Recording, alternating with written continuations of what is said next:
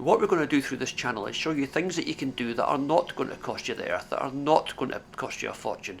Okay, there'll be things that cost money, but there'll be excellent value for money.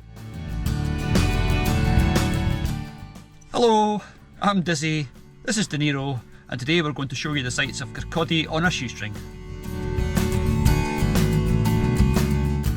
Today we're going to show you the best things you can do in this WWII Fife town for not an awful lot of money. It's easy to get to Kirkcaldy by both bus and rail. There are regular services from the central belt of Scotland and from the north. Kirkcaldy is also a hub for getting the bus to Levenmouth or the East Neuk or lots of pretty places around Fife. It's actually a good place to consider starting a wee adventure, or a good place to visit just for a day. There's things to see that aren't going to cost the earth, and we're going to show you them today. Kirkcaldy's museum, art gallery and war memorial were donated to the town by the McGreyhound family, the linoleum magnates, and you will inevitably be hearing more about linoleum later on. It's one of the things the town is most famous for. And the thing they've got in the museum that's worth advertising on the big banner outside is the gift shop. And we've talked before about, since we started doing these videos, we see things that we've never seen before. I'd never noticed this. Also in gratitude to all who served, with a zeppelin and a biplane on it. That's pretty nice. We like that. We like stuff like that.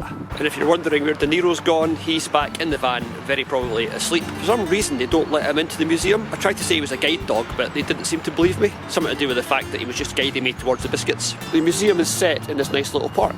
Again, somebody would have bequeathed it to the town from their inheritance as a monument to themselves, so their name would liveth forevermore. This is quite nice. This is the town's Holocaust memorial. When people were fleeing persecution, they would put marks on walls so people knew what to expect. This says this is a safe place. Right, that's the museum open, so we're going to go in for a wee look.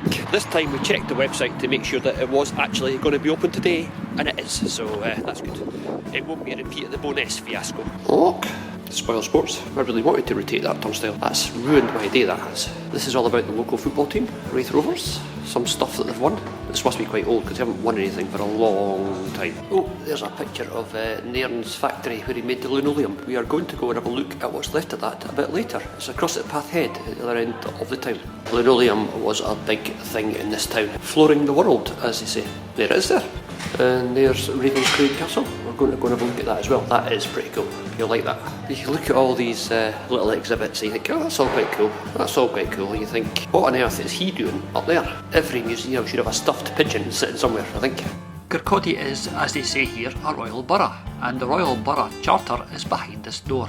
Well, we hope it's behind this door. Or if it was me, it would just be like a spring snake or a pile of books that fell out when you opened it. That would teach people not to open doors that say, please open this door. All very nice and all very interesting, and then you've got the stuffed owl. I mean, why not? The area, like a lot of areas in Scotland, has quite a big mining history, so that is featured in the museum. Who said safety's not a game? There's a safety league and an improvement league. We love all this old stuff that gets rescued when old businesses are getting closed down and places demolished. It's a pity there's not more of it about. Somebody in this place has got a love of stuffed animals, because this is all a World War II exhibit about rationing and stuff. But on top of the rack, there's a stuffed rabbit. And with any seaside town around these parts, whaling was a big part of it. So there's some nice pointy harpoons. I bet that would have hurt. Thankfully we now live in more enlightened times. Now, the last time we were in here, we were working when the building was getting renovated, and I must say it looks amazing now it's finished. So here we are. Upstairs in the museum is the art gallery, which contains some really nice stuff and some that are yeah, we're not sure what that is. They try to engage young people with it, they try to engage people in art, which is always a good thing. We have no artistic ability whatsoever. This rather unattractive pig and several other examples of Kirkcaldy pottery are on display in the side of the restaurant. There's some glass cabinets, so you can come here and see lots of Weemsware and lots of stuff that was made locally. There's also some pottery from Mr. Methven's Lynx pottery, which we had to crouch down on our knees and look up to see the marks to make sure that that's what it was. We did get some strange looks from all the little old ladies that were in having their tea. There will be more on Mr. Methven and his Lynx pottery a bit later. So there you are, been round the museum, quite interesting, but there's surprisingly little on the potteries that were here. I guess they've got a very finite amount of space and they've got to keep it interesting for people that come in. So if you're a pottery geek, not quite what you'd expect. If you love local history and finding out about new places, excellent. And here I am, waiting to get an atmosphere shot of that train pulling away, looking like another absolute train spotter. Maybe I've just got to bite the bullet and accept that I am. The police have just gone past giving me the strangest look as I stand here waiting to film this train. So this is Kirkcaldy. You can get here by train. That's the point of this, me standing here embarrassing myself, getting looked at. Get a train to Kirkcaldy. We've said before, anywhere that's going to be a centre of industry like Kirkcaldy with its potteries and its linoleum factories needs to be able to get its stuff out. This place is well connected. We've got the railway line and we've got quite impressive but sadly now very underused docks. The big structure you can see in front of you is Carr's flour mill, and that occupies part of the site where Nairn's linoleum works was. So we're going to go and have a look at that now. Another very impressive and very old building. This is Sailor's Walk that used to be the town's customs house. And just up the road from Sailor's Walk, this is the facade of Nairn's old linoleum factory. The rest of it's long gone, but they kept this as a reminder of the industry that was here. There's not a lot left in Kirkcaldy of its industrial past, but this building is definitely the biggest and most imposing remnant. It's really quite cool. Nice thing to see. You do get the feeling that in 100 years nobody is going to be waxing lyrical about Carr's Hutchison Mill. So that's Nairn's linoleum works, or what's left of it. So now me and DeNiro are going to go and find a castle. We're not going to find it, we know what it is. It's not like a secret or anything. One of our favourite things about this park is there's so many little nooks and crannies to explore. It's not just a flat field, there's woodland walks, there's bits of old history, there's bits of modern play equipment. It's really quite cool, we love it. If you are here with kids, there are some nice play parks in the park. There's swing parks and there's climbing frames and all sorts of things, but we're not going to film those because we'd probably end up getting arrested. Right, DeNiro's looking really excited because he knows we're going to go now and find the castle. When we got DeNiro, he'd never seen a flight of stairs, and now look at him go. That's because he knows there's a beach down here. Told you the park was full of cool wee finds, and this is the old ducat that used to provide meat for the people that lived in that castle over there.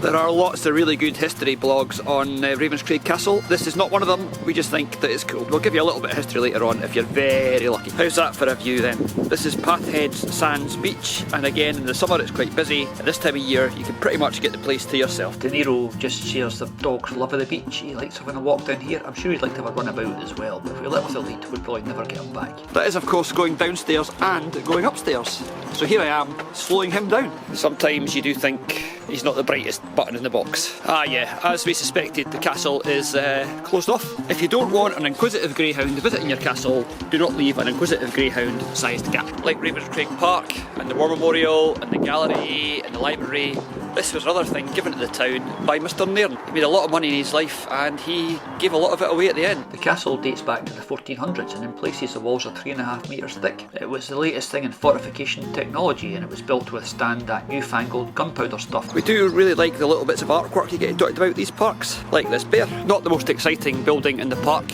but definitely one of the most useful. There are toilets here, which is always a very good thing to have. Car parking free, walking about free, looking at the castle free, going down to the beach free. It's a great place to spend a few hours. Maybe it's not so much in January, but certainly in the summertime it's very popular. So there you have it, Ravenscraig Park and Ravenscraig Castle. Now DeNiro and I are going to head down along the beach and into town. Okay, so Kirkcaldy may not be the first place that springs to mind if you want to think of a Scottish beach resort, but that's not a bad beach, you have to admit. And you can head up and walk along the prom into town, or along to Seafield at the far end, which is the way we're heading. An interesting fact about the prom is it was built as a job creation project for soldiers back from the Great War who were unemployed. Kirkcaldy Prom is also part of the Fife coastal path, which we will be looking at in more detail in the future. But for now, just enjoy the blue skies and the sunshine, and I'll get out of the way. The beaches of Kirkcaldy, as well as looking very pretty, are also very famous for beachcombing. There's lots of really cool stuff to find on the beach, and we're heading along to Seafield now to do exactly that. Along at the far end of the prom are the facilities that you need for your visit. There's the toilets, and there's a really nice wee snack bar that does really good value food. There you are, a cup of coffee and a bacon roll done as you like it, £3.50. You can't beat it. So after your cup of coffee and your bacon roll, it's time to head down onto the beach and see if you can find yourself a wee souvenir of your visit to Kirkcaldy. And here we are back at one of our favourite beachcombing places, This beach can be unbelievable. On a good day you can find so many interesting things here. Today we found this really cool bottle stopper, but you also find glass marbles and of course lots and lots of pottery. This was a great centre of pottery production and there's still lots of it washing up on the beach, and we always collect it. It's a nice wee souvenir wherever you go. It's unique and it's something that you found for yourself. And to find out why there's so much here, what we need is a wee bit of history. One of the biggest potteries in Kirkcaldy was David Methven's Lynx pottery that was just on the beach, so any rubbish that they had that they needed to get rid of, they just dumped it straight in the sea. The Lynx pottery made everything from simple teapots up to very expensive, very high-end dinnerware, and anything that didn't quite come out the kiln right just got dumped straight in the sea and is still there today, 100 years later, for us to find. There's still a fair bit of David Methven's pottery about, like this plate that we found on eBay, or even better, this jug that we found when we were out bottle digging. Okay, it's broken, but it's still a really nice thing to have. So although the pottery industry is long gone, the ghost of David Methven still remains in the street names surrounding where his pottery used to be.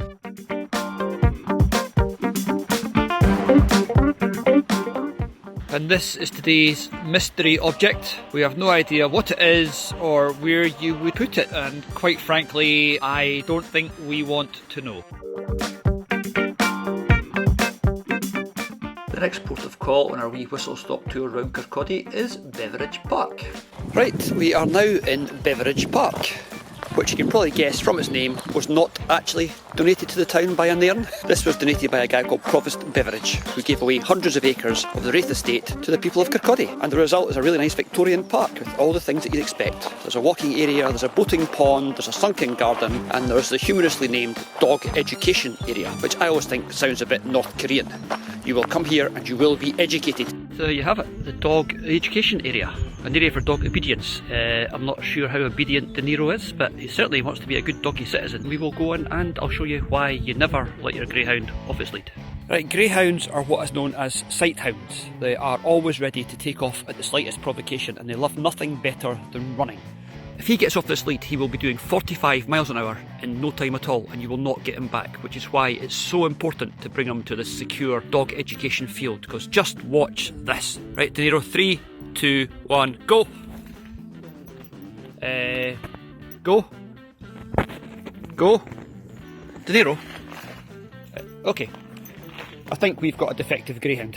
As we mentioned before, the town of Kirkcaldy is very well off for green spaces. Lots of very generous Victorians gave lots of land to the people, and it's still here for the people. And we're off to see the wizard, and there is the wizard on the Wizard's Walk. I've said before how we find things that we've never found before working with you guys. Well, there's something that says poetry stones. I have no idea what those are. Right, I've no idea if this will actually be any good when I film it. Here we go. The poetry stones say, trees are life,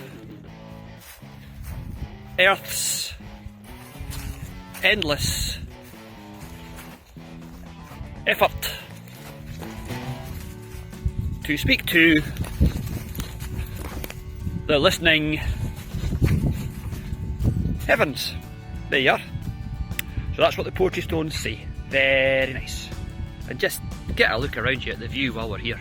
For anybody who is a bit more energetic and wants to start their Saturdays with a 5k run or walk, this Beveridge Park is also the home of the Kirkcaldy Parkrun. So you can come here every Saturday morning, 9:30, meet the volunteers and run round the park, or walk round the park, or skip round the park, wherever you want. The only problem with it is you have to run up that big hill twice. But the good news is you get to run down the other side, so it's swings and roundabouts. And there's a nice view of the boating pond with the kiddies play park in the background. We're not going to go at the play park because DeNiro is not a fan of screaming kids, so we are going to head down into town instead and see what we can see there. That's another really nice building, but it's also the police station, so we better not film it for too long. Another really cool building is the Sheriff Court, which is all turrets and spires and looks really impressive. So we wonder why, when they built the extension, they put on something that looks like that. And that is the Town Hall, which has got something of the brutalist school of architecture about it. Whoever designed that did not know how to do a curve and did not look at any of the other buildings in the area to see how to make it look pretty or fit in. I always think there's something vaguely Eastern European about this building. I've been to Romania a few times, and they've got the same sort of idea about architecture. Make it big, make it imposing, but don't bother making it pretty. The middle of Kirkcaldy is a bit hit and miss when it comes to appeal. Some very nice architecture, some very nice buildings, and obviously the high street itself is got a nice array of shops. Nothing too high end, but there's charity shops and there's places to get food. It's worth a visit. Have a wee wander along there, spend some money in the charity shops. And that's Kirkcaldy. Hopefully we've shown you can come here without spending a great deal of money and still have a grand day out. You can find details on all the places we've visited on our website at soas.tv. So with that, it just remains for me to say thank you very much for watching. Please like and subscribe and all that gubbins, and we'll see you again soon for more Scotland on a shoestring.